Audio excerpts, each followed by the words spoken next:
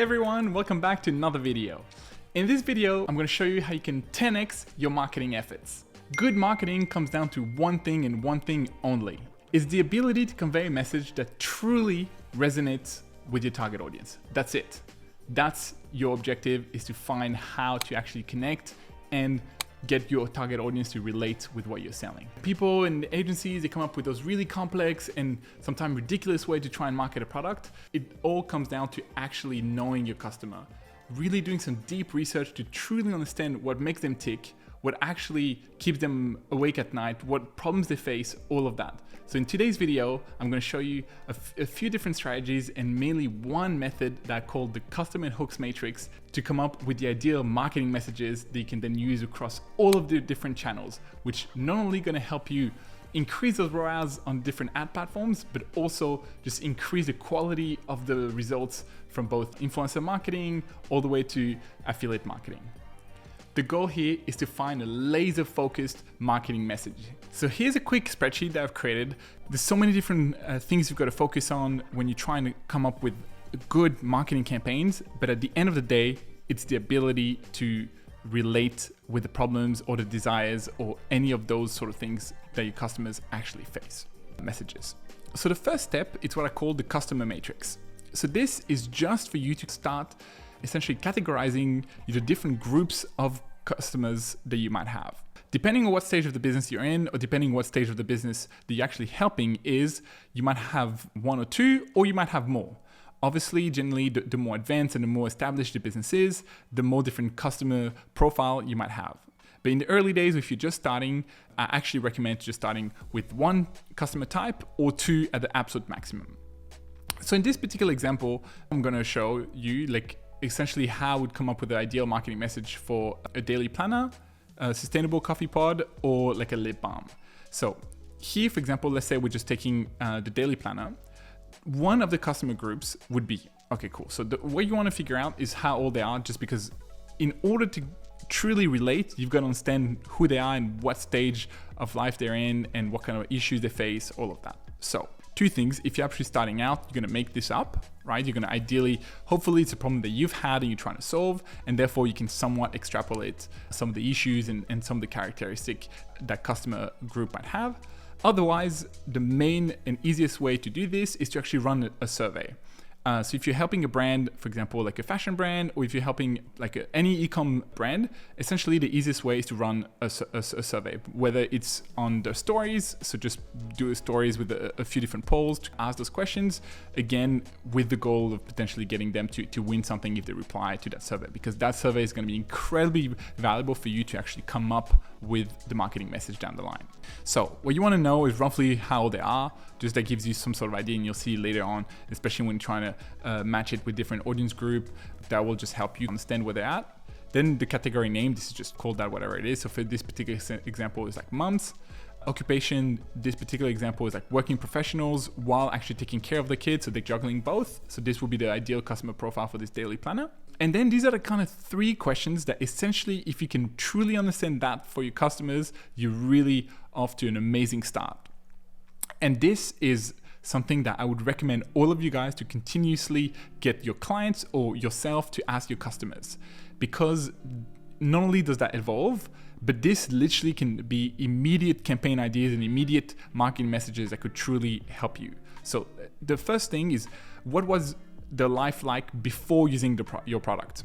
So for this particular example of the daily planner, always stressed about missing appointments and not being on time, not having enough time during the day.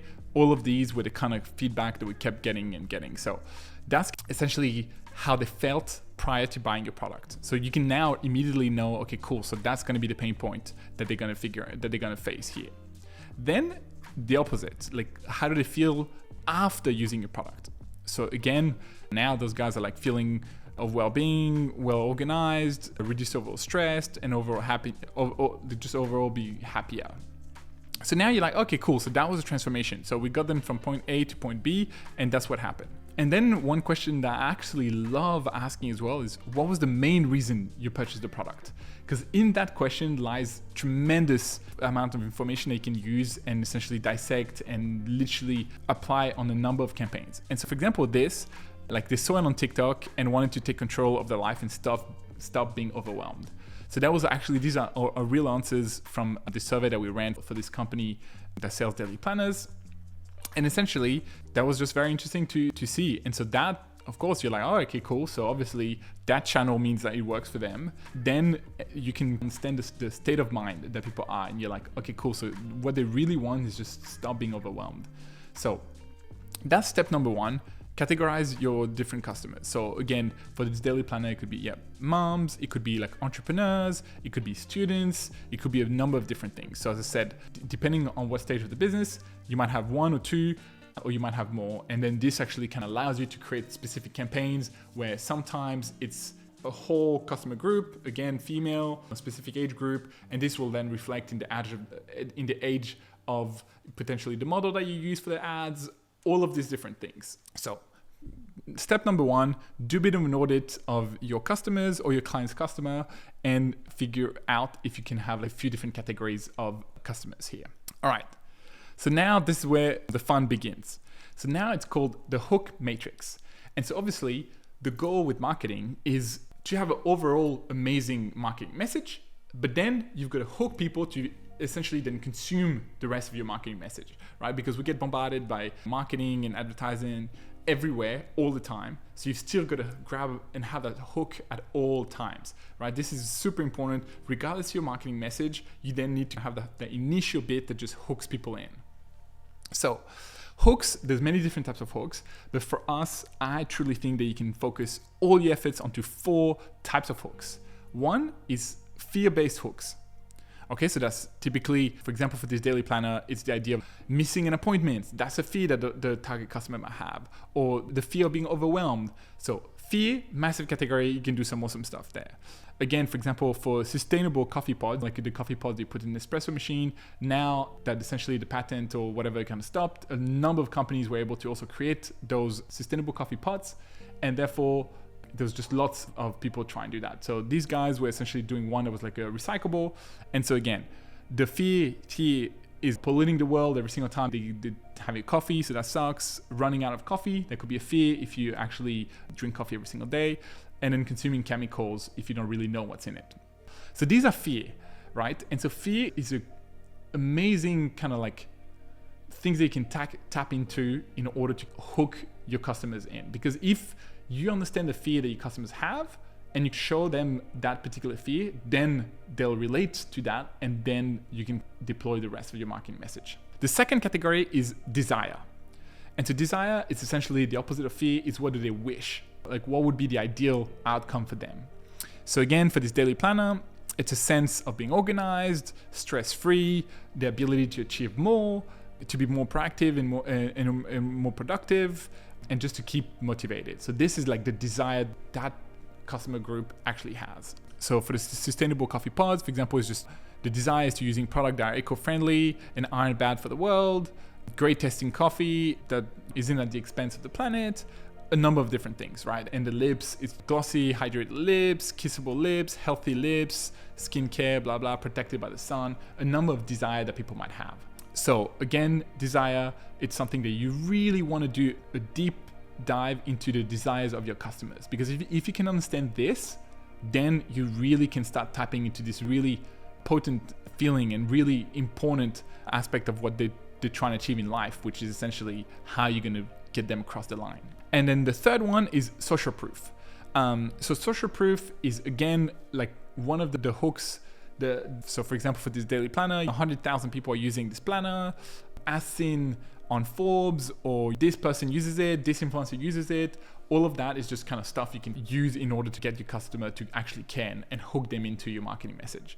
Again, this is why it's incredibly important to understand your customers, because for example, social proof only matters if the target audience actually knows who that person is. For example, for me, I don't know anything about, let's say, like a horse riding. So if you tell me that this product is being used by the #1 jockey in the world, I'll be like, cool story. That literally does nothing for me. Whereas if you tell me that Alex Hormozi or I don't know who else uses that product, then I'll be like, oh, okay, cool. Boom. This is something that again piques my interest. And then I can consume the rest of whatever benefits they have or whatever else they get. So Very important to understand this. And this is actually quite easy to do and always good to test, because often, specifically when you end up running lots of different ads, it's just good to do this anyway in an effort to almost support the other kind of marketing messages. This just adds on top of it. So anyway, again, super important to understand who your customer looks up to, what do they consume, what do they read online, what kind of movies they watch, all of this stuff to truly just understand who you should focus on in order to build that social proof that actually matters. And the last point, and almost, I love this one because it targets a specific area of the brain in order to hook people in. So again, this depends on the product. For some product, it works better than others, but that's why I put it on the 4th position. But essentially, it's a concept of logical hooks. And that is essentially by giving specific data points about your product that could literally get people to think and be like, oh, wow, I didn't know this. This is cool. And it has two purposes. Not only is it very interesting for them and that could pique their interest, but often this is a type of little snippet that you can use in your marketing message in order to get this viral word of mouth. Because if people have that very clear data point that they can say over and over, like for example, if you buy this new jacket and it's done with XYZ recyclable material, if someone comes to you and be like, oh man, I like your jacket, then be like, oh yeah, it's awesome, thanks so much. And by the way, it's blah, blah. And just by saying that, you now have that extra data point that you can share, that essentially is a snackable piece of information that you can essentially give your customers that they can then say about your product. So an example of that is for this particular product, again, the daily planner, is last year our planner collectively saved more than 27 hours of time or something like that. So again, if someone tells you, oh yeah, well, how's your planner and stuff? You're like, oh man, it's so good. And actually it's insane. Like last year it saved X amount of hours before. It's an easy thing that you can say. And again, for me, I see this stuff, I'm like, wow, okay, that's interesting. So it's similar to social proof, but it uses a bit more logic and a bit more like data-driven points. Again, for example, like another thing is like, did you know that 3 million coffee pods go into landfill every single day in Australia? For example, like that's just insane stuff. So I can only imagine how much that would be in the US and other places. And so essentially, if you start doing this, that will truly help you for the next step where you're actually going to cross both. You're going to combine both the customer matrix and the hooks matrix. So the goal here is just, again, with you and your team, spend as much time as possible to just categorize all the different types of fear, desire, social proof, and logical kind of bit of information that you can use in your marketing messages. So now let's go to step 3, and it's actually called the messaging matrix. And so now essentially it's when you put both the hooks and the customer groups. And so the intersection of the two is actually a full-fledged laser-focused marketing message that you can use for a campaign. In this particular example, we go back to the sustainable coffee pod example.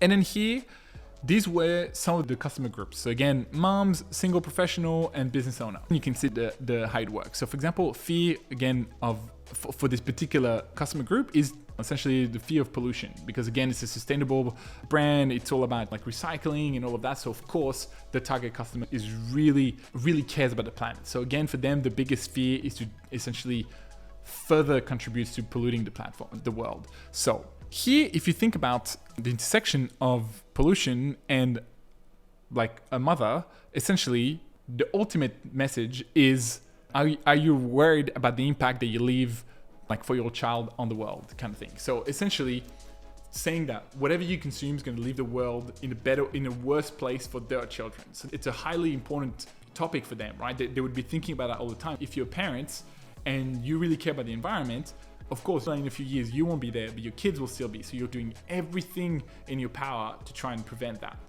And so then what you can do with this is, when you're running an ad, for example, or when you're creating the content for your marketing, instead of just having a guy like me, for example, talk about this, you can actually organize like a breakfast table where there's a mom there, the kids having breakfast and all this stuff. And then maybe you have the mom posing with the packet or enjoying the coffee. And then you can go and be like, coffee that doesn't cost the earth, or something of that nature. But essentially, then if you go and you target female in an age bracket, a number of different things, then if they get targeted by this ad, it'll be hyper relevant to them, because they would experience that scenario every single morning, themselves feeding the kids at breakfast. Then they have that potential pain point of not wanting to pollute the world while drinking the coffee. And so that's enough to pique their interest, right? Because the goal here is to pique their interest, so then you can go ahead and explain everything about how maybe you also have this monthly program that comes and picks up your pods, or I don't know, and delivers you new ones and stuff like that. Essentially all of the other benefits that your product has that isn't as important, especially as the beginning side. Most people, this is where they go wrong, right? Like you go in with the benefits of your product without actually saying what's going to happen for the person. And so essentially the fact that you have, for example, the ability to order the pods on a recurring basis, that of course is completely irrelevant if you're not sold on the idea that is going to be the right pods for you. And this is really what you've got to do, right? You've got to understand your customers so you can come up with what are the fears, what are the desire, essentially what stage of their life they're in, all of this, so you can come up with hyper focused marketing messages. Honestly, for me, I think this all comes down to this. When you look at the performance of the ads, pretty much every single time, the more laser focused, the better. And of course, sometimes something that's highly relevant can be as simple, I don't know, like some person chilling on the couch or someone doing something with the dogs. It doesn't need to be extremely complex and come up with those really complicated ideas, but it all boils down to how relevant it is. Again, if you can show your customers that you understand the problems that they have and then you are solving those problems, that's it. That's literally what it is. So this is something that, again, for us at Flozy, we're actually going through right now. And it's been very interesting to see because, again, we've just gone through that exact example. And of course, we've got so many different features. And at first, I was really happy about all the project management stuff. And we've created some really cool stuff like the AI to kind of manage all your tasks and could create new tasks and all of that. But at the end of the day, we realized that our target customer, it's someone that already has an agency or a service-based business that has 3 to 5 existing clients, and they use other tools and they already use other project management tools, all of that. So when I go in and say everything about how part of our software has all of those amazing project management tools, that's almost irrelevant for them because they are already using something else. And so the thought of having to change from their software to ours is a bit overwhelming. Whereas, for example, there are features in our tool that's unique to us, which is it's creating a client portal that's customizable. You can have your own logo there and stuff. And so for you can create a space online that your client can come and actually log in to the portal that you've created for them. That's unique. You can't do that with other project management software and stuff. And so now we're essentially pivoting a lot of our marketing messages, specifically because we're starting a few different strategies that instead of going down this route of, hey, we're all inclusive, we do everything in one place, that we actually felt that was a bit overwhelming for some users. So now we're focusing on that one specific feature that we know is a pain point for them. Everyone wished they had this one place that the clients could come, log in, and essentially interact with them. And that's essentially what you can do with that tool. That's almost the main premise of the tool. But since we have so many other tools, someone's going to receive this. If you're an agency, you're going to be like, I don't want to change my whole process to come there. That sucks. That's going to take forever. I've already gone through a few changes. I don't want to do that. Whereas if I come and say, hey, would you like to have a fully customizable client portal that your clients can come, join in, and essentially have this amazing experience for your client, therefore you're going to retain them longer. And we all know that essentially retaining a client is 5 times cheaper than acquiring a new one. So you should focus pretty much all your effort on retention. This is what our tool does. It offers a much better experience for your client. Would you be interested? And of course, that's something that lands way more than the other one. That's essentially what I wanted to share today. I'm actually going to link this in the description of the YouTube video, so you guys can come in and download this and start using it. I find it incredibly useful to go through that with my clients. And so essentially then you can really illustrate your methodology to come up with ultimate marketing messages, and that actually often resonates a lot with clients. So if you run a service-based business or an agency, this is something that can work really well. And of course, if it's just for you and your own business, go through that with your team and you'll 100% improve the quality of your marketing message and ability to hook people in and essentially then show them what you have to offer. So thank you so much for watching another video. And again, if you got any value, please give a thumbs up and a follow, and I'll see you in the next one. Have a great day.